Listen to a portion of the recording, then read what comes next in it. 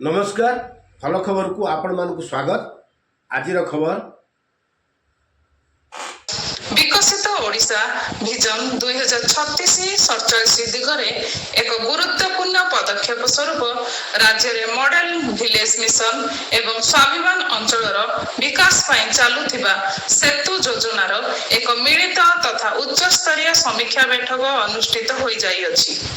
जिला परिषद सम्मिलनी कक्ष जिलापाल प्रथमेश अरविंद राजश्री अध्यक्षतार अनुष्ठित एही बैठक रे जिलार प्रसिद्ध स्वाभिमान अंचल समेत समग्र जिलार सामग्रिक विकास और रूपांतरण नहीं विस्तृत रूपरेख प्रस्तुत करा जायछि।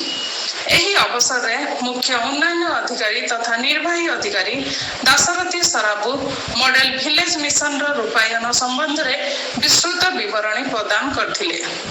ओडिशार ग्राम गुड़िक मौलिक सुविधा एवं सार्वजनिक स्थान सहित परिपूर्ण करने आदर्श ग्राम मिशन को एक प्रमुख पदक्षेप भाव में परिकल्पना करा जाई अछि, जहाँ ग्राम गुड़ी को सहरांचल स्तर में सुविधा प्रदान करी सेगुड़ी को आत्मनिर्भरशील एवं स्वयं शासित समृद्धिर केन्द्र रे परिणत करिवो।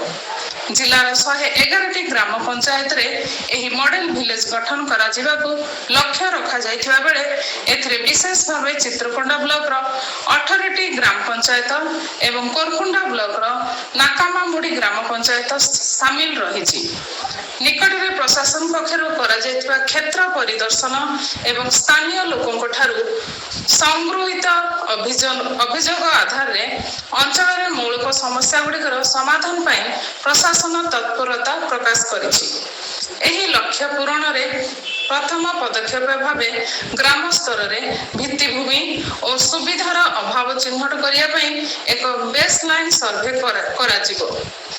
एथिपाई स्वास्थ्य और परिवार कल्याण विभाग, विद्यालय और गणशिक्षा विभाग, महिला और शिशु विकास विभाग, मत्स्य और पशु संपद विभाग एवं शक्ति विभाग भली समस्त अंशीदार विभाग सह परामर्श करी एक निर्धारित सर्वे फॉर्मेट समस्त विभाग को प्रदान कराइछि एवं आसंता 15 जून सुधा एही बेसलाइन सर्वे शेष करने को जिलापाल कड़ा निर्देश दैछन्ति। एही मेगा मिशन रो समन्वय माध्यम रे स्वाभिमान अंचलर समस्त ग्राम को मुख्य स्रोत सह जोड़िबा पई ग्राम उन्नयन विभाग रो प्रथम और द्वितीय शाखा पक्षरु नूतन रास्ता और सेतु निर्माण कार्य को त्वरान्वित कराजिबो। ओडिशा उठा जलसेचन निगम माध्यम रे चाषी जमी को पानी जोगाइबा सह स्थानीय विद्यालय गुड़िकरे अतिरिक्त श्रेणी गृह एवं प्रतिटी पड़ारे स्वच्छ पानीय जल जोगाण को प्रकल्प स्थापन कराजिबो। एहा बाद स्वाभिमान अंचल रे निरवच्छिन्न विद्युत सेवा जोगाइबा पई दक्षिण ओडिशा विद्युत वितरणी कंपनी पक्षरु विद्युत भित्तिभूमिर सुदृढ़ीकरण कार्य को आहुरी तेज कराजिबो। ग्राम पंचायत गुड़िकर विकास लगी एही समस्त प्रकल्प को निर्धारित समय सीमा मध्य शेष करने सह कार्य स्वच्छता बजाय रखा जिलापाल संपृक्त विभागीय जंत्री और अधिकारी मानू कड़ा निर्देश देइछन्ति।